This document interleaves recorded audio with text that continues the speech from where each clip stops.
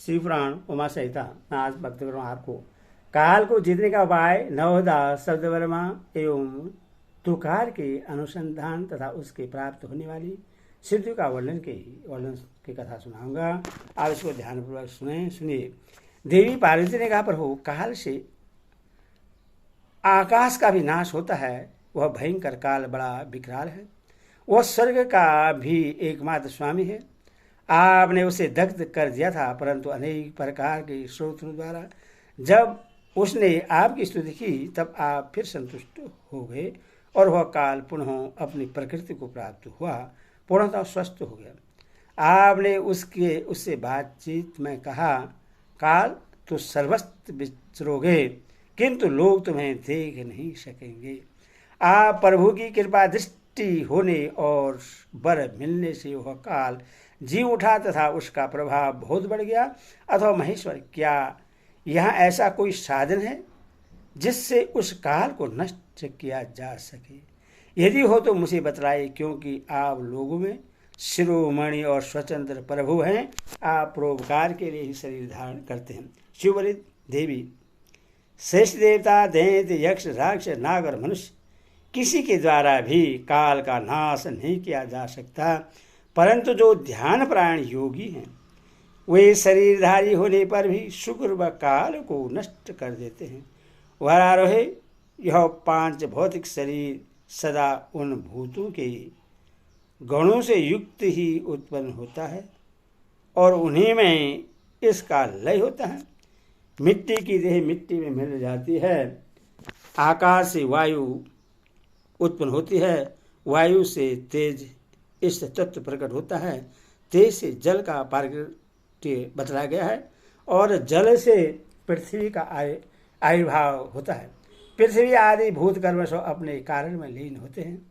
पृथ्वी के 5, जल के 4, तेज के 3 और वायु के 2 गुण होते हैं। आकाश का एकमात्र शब्द ही गुण है। पृथ्वी आदि में जो गुण बतलाए गए हैं उनके नाम इस प्रकार हैं: शब्द, स्पर्श, रूप, रस और गंध। जब भूत अपने गुण को त्याग देता है तब नष्ट हो जाता है और जब गुण को ग्रहण करता है तब उसका प्रादुर्भाव हुआ बतलाया जाता है। देवेश्वरी, इसी प्रकार तुम 5 भूतों के यथार्थ स्वरूप को समझो। देवी, इस कारण काल को जीतने की इच्छा वाले योगी को चाहिए कि वह प्रतिदिन प्रयत्न पूर्वक अपने अपने काल में उसके अंशभूत गुणों का चिंतन करे। योग वेदा पुरुष को चाहिए कि सुगत आसन में बैठकर विशुद्ध श्वास प्राणायाम द्वारा योगाभ्यास करें। रात में जब सब लोग सो जाएं उस समय दीपक बुझाकर अंधकार में योग धारण करें। तर्जनी अंगुली से दोनों कानों को बंद करके 2 घड़ी तक दबाए रखें। उस अवस्था में अग्नि प्रेरित शब्द सुनाई देता है। इससे संध्या के बाद का खाया हुआ अन्न क्षण भर में पच जाता है और संपूर्ण रोगों तथा ज्वर आदि बहुत से उपद्रवों का शीघ्र नाश कर देता है।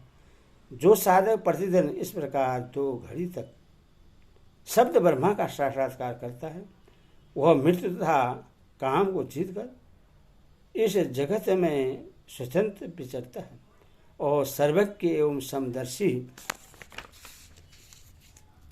होकर संपूर्ण सिद्धियों को प्राप्त कर लेता है। जैसे आकाश में वर्षा से युक्त बादल गरजता है, उसी प्रकार उस शब्द को सुनकर योगी तत्काल संसार बंधन से मुक्त हो जाता है। तदंतर योगियों के द्वारा प्रतिदिन चिंतन किया जाता हुआ वह शब्द कर्म सूक्ष्म से सूक्ष्मतर हो जाता है। देवी, इस प्रकार मैंने तुम्हें शब्द ब्रह्मा के चिंतन का कर्म बतलाया है। जैसे धान चाहने वाले पुरुष पुआल को छोड़ देता है, उसी तरह मोक्ष की इच्छा वाला योगी सारे बंधनों को त्याग देता है। इस शब्द ब्रह्मा को पाकर भी जो दूसरी वस्तुओं की अभिलाषा करते हैं वे मुक्के से आकाश को मारते और भूख प्यास की कामना करते हैं। यह शब्द ब्रह्मा ही सुगत मोक्ष का कारण, बाहर भीतर के भेद से रहित, अविनाशी और समस्त उपाधियों से रहित पर ब्रह्मा है। इसे जानकर मनुष्य मुक्त हो जाते हैं। जो लोग कालपाश से मोहित हो शब्द ब्रह्मा को नहीं जानते वे पापी और कुबुद्धि मनुष्य मौत के फंदे में फंसे रहते हैं। मनुष्य तभी तक संसार में जन्म लेते हैं जब तक सबके आश्रयभूत परम तत्व पर ब्रह्मा परमात्मा की प्राप्ति नहीं होती।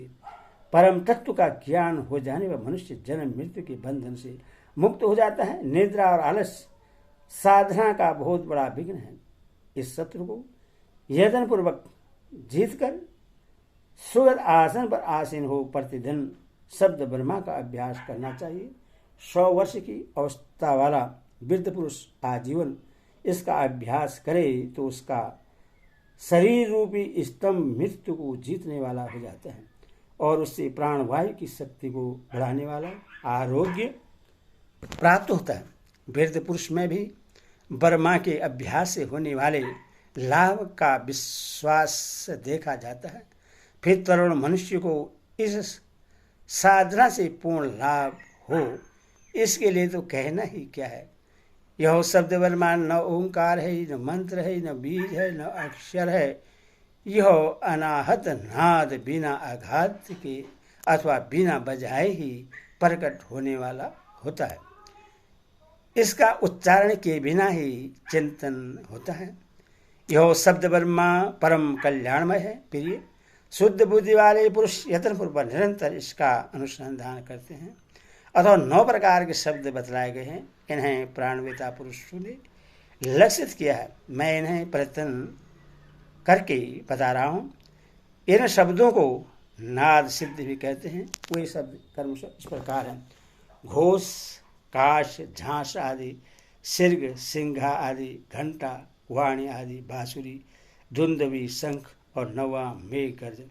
इन 9 प्रकार के शब्दों को त्याग कर तुकार का अभ्यास करें। इस प्रकार सदा ही ध्यान करने वाला योगी पुण्य और पापों से लिप्त नहीं होता।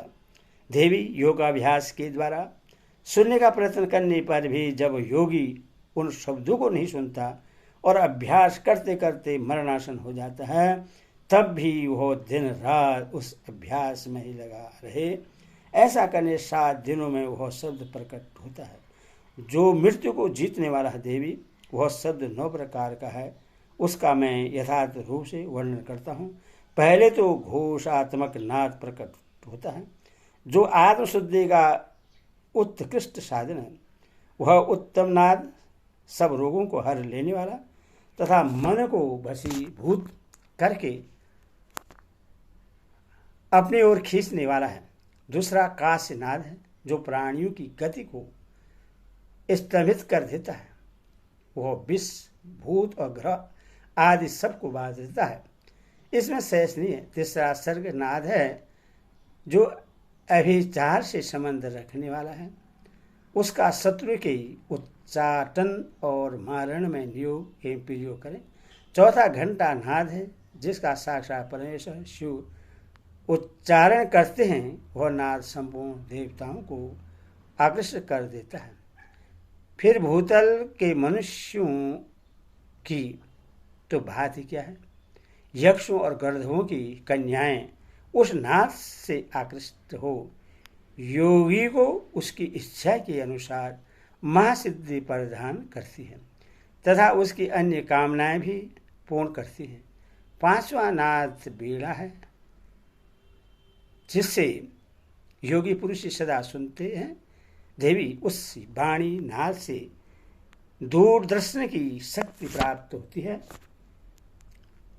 वंशी नाद का ध्यान करने वाले योगी को संपूर्ण तत्व प्राप्त हो जाता है। धुंधवी का चिंतन करने वाले साधक जरा और मृत्यु के कष्ट से छूट जाता है। देवेश्वरी शंखनाद का अनुसंधान होने पर इच्छानुसार रूप धारण करने की शक्ति प्राप्त हो जाती है। मेघनाद के चिंतन से योगी को कभी विपत्ति का सामना नहीं करना पड़ता। वराह ने जो प्रतिदिन एकाग्रचित से ब्रह्मा रूपी तुकार का ध्यान करता है, उसके लिए कुछ भी असाध्य नहीं होता। उससे मनोवांछित सिद्धि प्राप्त हो जाती है।